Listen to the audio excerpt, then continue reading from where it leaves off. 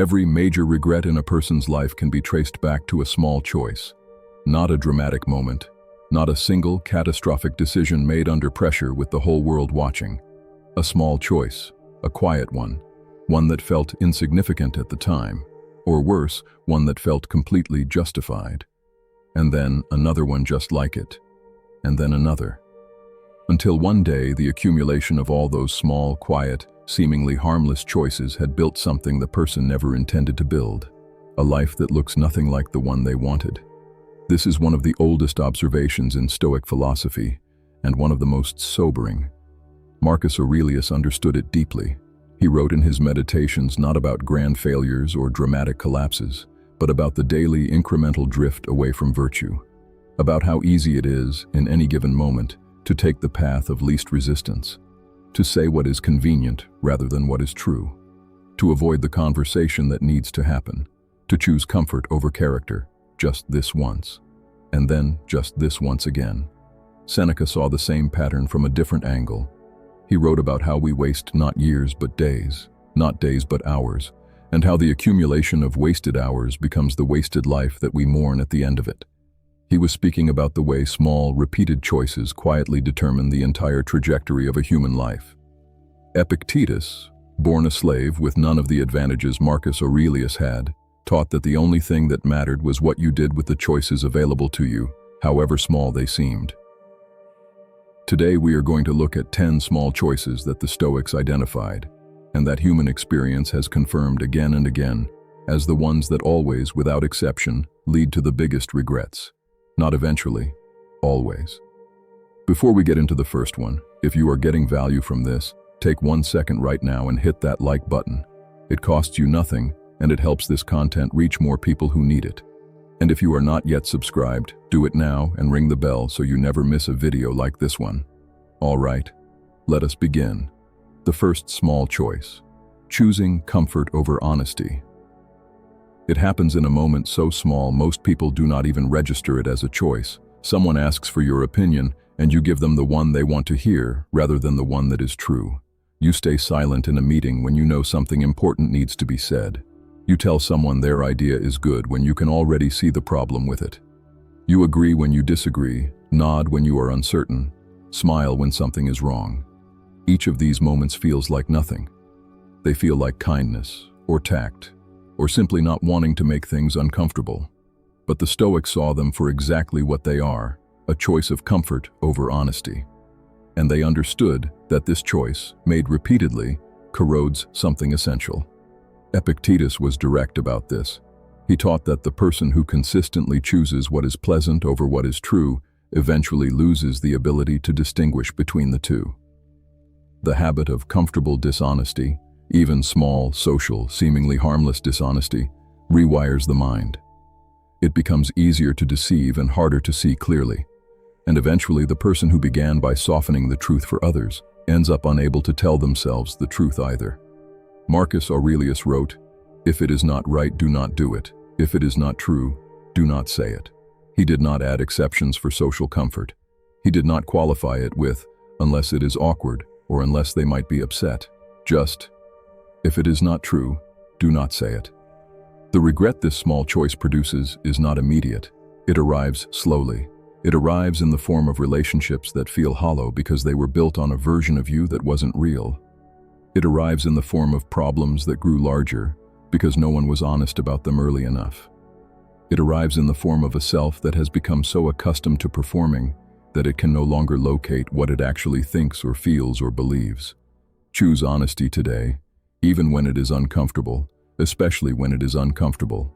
The discomfort of a single honest moment is always smaller than the regret of 1,000 comfortable lies. The second small choice: choosing reaction over response. Someone says something that irritates you and you fire back immediately, without thinking. Someone cuts you off in traffic and your whole mood shifts for an hour. Someone sends a message with a tone you didn't like, and you compose a reply before you have taken a single breath. These are small moments. They feel trivial. And yet the Stoics identified the habit of reacting without pausing as one of the most consistently destructive patterns in human life. Epictetus taught that between every event and our response to it, there is a space. In that space lives our freedom. Most people never use it. Most people collapse the space entirely. The event happens and the reaction fires automatically, as if there were no human being in between, just a stimulus and a response with nothing in the middle. The choice to react rather than respond is small in any single instance. But practiced over a lifetime, it produces enormous regret. Relationships ended by words spoken in anger that were never meant. Opportunities lost because an irritation in the moment overrode judgment. Reputations damaged by a single response sent without thought. A life spent in a state of constant low-level agitation because nothing external was ever allowed to simply pass. Marcus Aurelius wrote, "You have power over your mind, not outside events. Realize this, and you will find strength." The power over your mind begins with the power over your immediate reaction. It begins with the pause, with the breath, with the question, is this worth my response, and if so, what response does it actually deserve? The person who masters this one small choice, who consistently inserts a moment of thought between what happens and what they say or do, becomes over time someone almost unrecognizable to the person who reacted to everything. Calmer, more respected, less damaged by the friction of daily life, and far less likely to lie awake at night regretting what they said. The third small choice, choosing to postpone what matters, not the things that feel urgent, the things that actually matter. The conversation with your father that keeps getting pushed to next week, the creative work you have been meaning to start for 3 years, the apology you owe someone that you keep finding reasons to delay, the health appointment you have been avoiding, the friendship you have been meaning to nurture but keep getting too busy for. These things do not feel urgent. They never do. That is precisely why they keep getting postponed. Urgency belongs to emails and deadlines and the noise of the day. What matters, what genuinely deeply matters, tends to be quiet, and quiet things are easy to defer. Seneca wrote what may be the most important line in all of his work on this subject. Omnia aliena sunt, tempus tantum nostrum est. Everything else belongs to others. Time alone is ours. And then, in another letter, with even more urgency, dum differtur vita transcurrit. While we delay, life passes. He was not speaking abstractly. He was writing to a friend who kept saying he would begin the philosophical life when things settled down, when work was less demanding, when the children were older, when he had more time. Seneca's response was direct. Things will not settle down. Time will not appear. The only moment available is this one. The choice to postpone what matters is not a neutral choice. It is a choice to let life pass. The regret this produces is among the heaviest a person can carry, because unlike most regrets, it cannot be undone. You can apologize for a harsh word. You cannot have back the years you spent waiting for the right time to live the life you actually wanted. Start today, not tomorrow, not when things are calmer. Today, with whatever small action moves you one step closer to what actually matters to you. The Stoics would tell you, this moment is the only one you are certain of. The fourth small choice. Choosing to neglect your body. This one is so ordinary, so woven into the fabric of modern life that most people do not think of it as a choice at all. Staying up an hour later than you know you should. Eating in a way you know is not serving you. Moving less than your body needs. Choosing the screen over the sleep. Choosing the convenience over the nourishment. None of these feel like significant decisions in the moment. They feel like small accommodations to the demands of the day. But the Stoics understood something that modern medicine has since confirmed in extraordinary detail. The state of the body directly shapes the state of the mind. And the Stoic project, at its heart, is a project of the mind, of clarity, of judgment, of the ability to reason well, to respond rather than react, to see things as they are, rather than through the distortion of exhaustion or pain or physical neglect. Marcus Aurelius did not treat his body as an afterthought. He was disciplined about sleep, about exercise, about what he ate, not out of vanity, out of an understanding that a poorly maintained instrument cannot perform the work it is designed for. Epictetus taught that the body is not within our control. It can be taken by illness, by injury, by age. But our choices about how we treat the body are entirely within our control, and choosing day after day to neglect it is choosing day after day to impair the one tool through which all of your values, your relationships, your work, and your inner life must pass. The regret here is long and slow. It accumulates the way interest accumulates in debt, quietly and then suddenly with a weight that is very difficult to carry.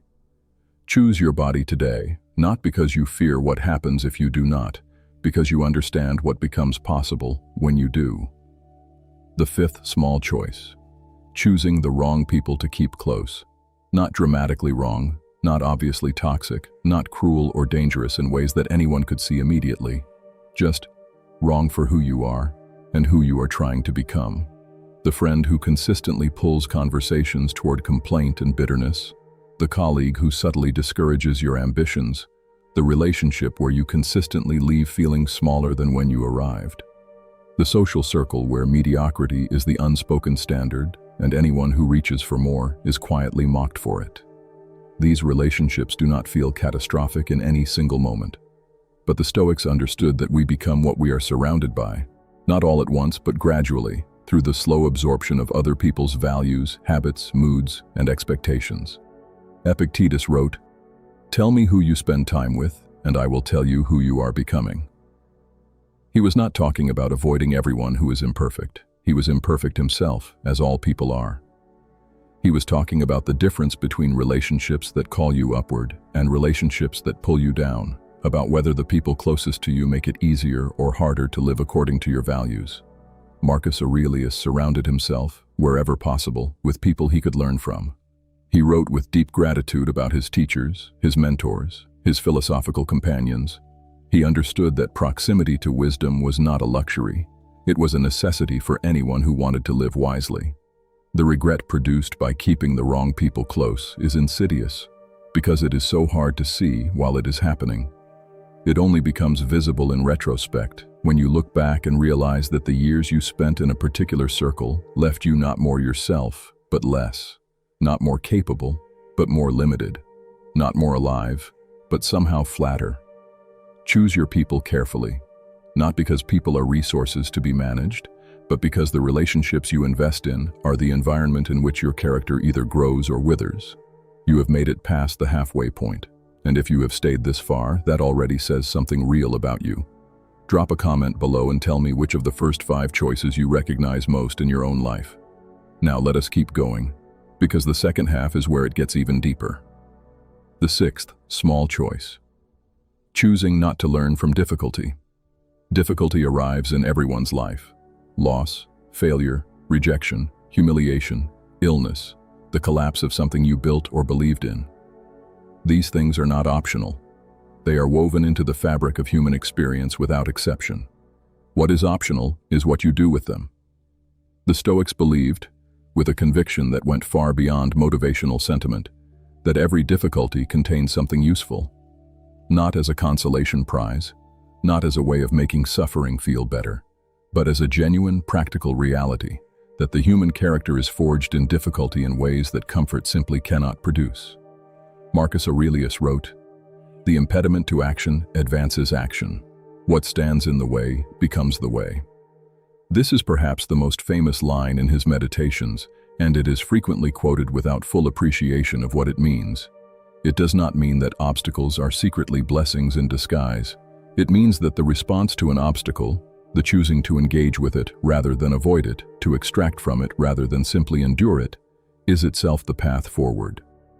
The small choice that leads to regret is the choice not to learn, to experience the difficulty and emerge from it unchanged, to survive the failure without asking why it happened, to move on from the painful relationship without understanding what drew you to it, to recover from the illness without reconsidering the choices that contributed to it.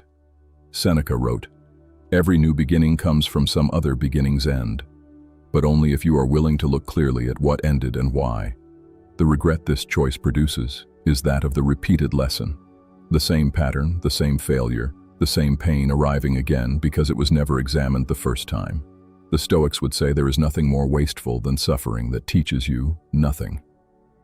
The seventh small choice: choosing comparison over contribution. Somewhere along the way, many people exchange the question of what can I build with the question of how do I measure up? And that exchange, quiet as it is, changes everything. Comparison is not inherently wrong. Used well, observing others can inspire and motivate.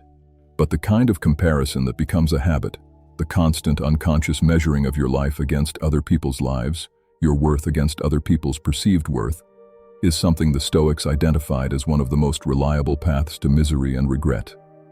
Marcus Aurelius wrote, "Confine yourself to the present, not to what someone else appears to have achieved, not to the highlight version of another person's life, to what is actually in front of you, the work, the relationship, the moment, the choice." Epictetus was even more direct. He taught that the person who places their happiness in things outside their control, including other people's success, other people's approval, other people's opinion of them, has made themselves a slave to those things, has handed the keys to their own peace to people who do not even know they are holding them. The small choice to compare rather than contribute is a choice to spend your energy measuring instead of building. And over a lifetime, the gap between what you could have created and what you actually created becomes one of the most painful things a person can contemplate. Contribute today. Build something. Improve something. Help someone.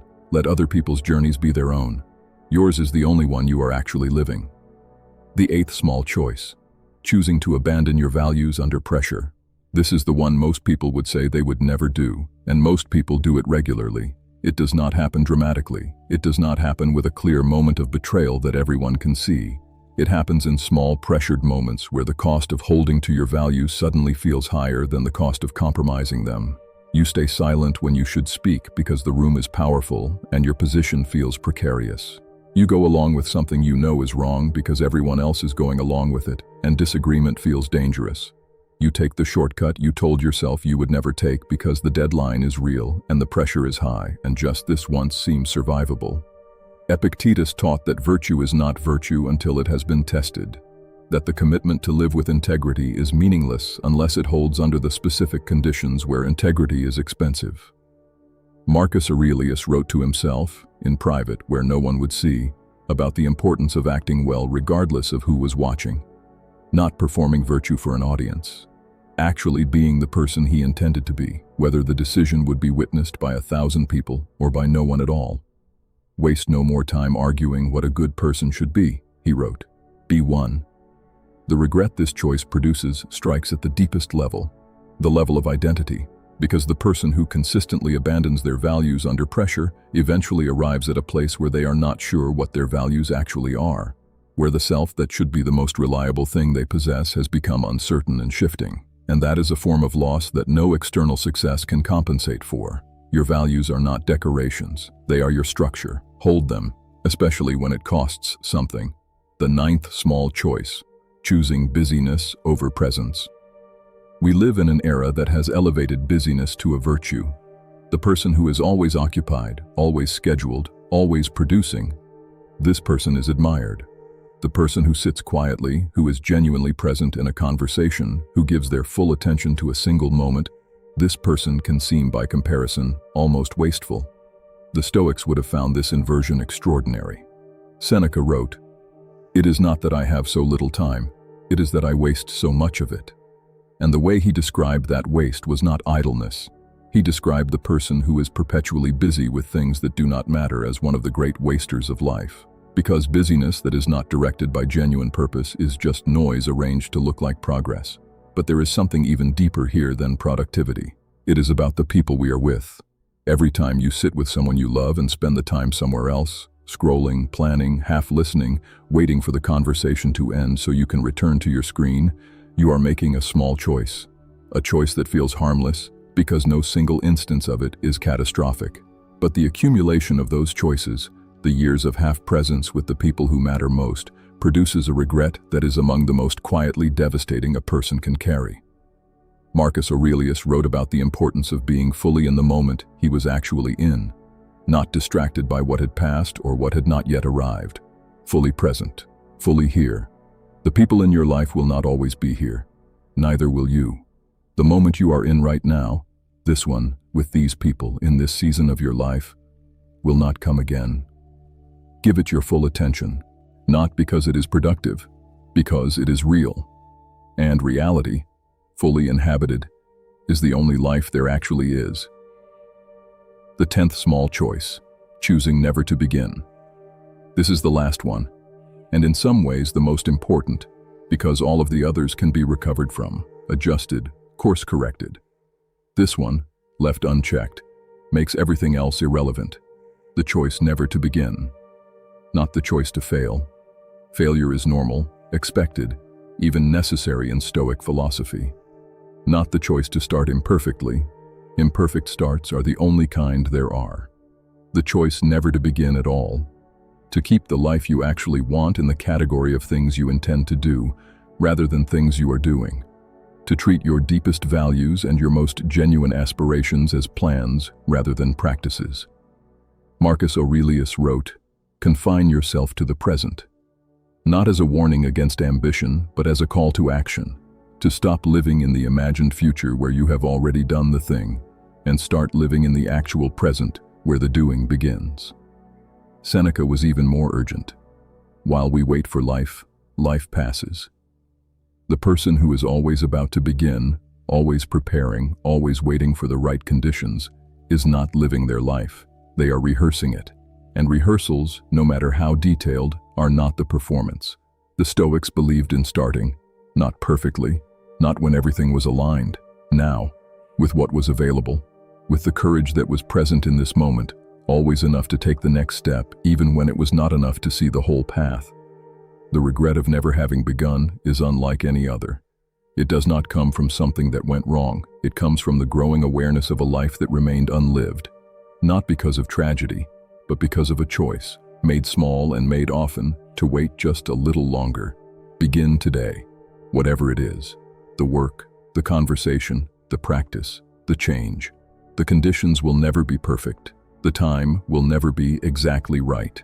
The only question is whether you are going to let that be your reason or your regret. Now let us bring all 10 together. We choose comfort over honesty and lose the ability to see clearly. We choose reaction over response and damage what we cannot repair. We choose to postpone what matters and discover too late that time was never ours to postpone. We neglect the body and find the mind follows. We keep the wrong people close and become, slowly, less than we were. We refuse to learn from difficulty and find it returning, wearing a different face. We choose comparison over contribution and spend our energy measuring instead of building. We abandon our values under pressure and lose the self we were trying to protect. We choose busyness over presence and miss the life that was happening while we were elsewhere. And we never begin and find, at the end, that the life we wanted was always available, just never started. None of these choices announce themselves as catastrophic. That is exactly what makes them so dangerous. They feel small, they feel manageable, they feel like things that can be corrected later. And they can be, but only if they are seen for what they are, and only if the seeing happens before later becomes too late. The Stoic practice is not about perfection. It is about awareness, about developing the ability to see your choices as choices. Not as automatic responses to circumstances, but as decisions you are making, with consequences that will compound quietly and powerfully over time. Marcus Aurelius did not write his meditations because he had mastered all of this. He wrote them because he was still working on it, every day, in private, with honesty and without self-congratulation. That is the practice, not arriving, continuing. Begin today, see your choices clearly. Make the ones that the person you want to become would make. Not perfectly, not all at once, but honestly and consistently, and starting now. If this video added something to your day, leave a like. It takes 1 second and it means more than you know. Subscribe if you are not already part of this community, and share this video with someone who you think needs to hear it. And leave a comment below telling me which of the 10 choices you are going to work on first. Until next time, remember the words of Marcus Aurelius. You have power over your mind, not outside events.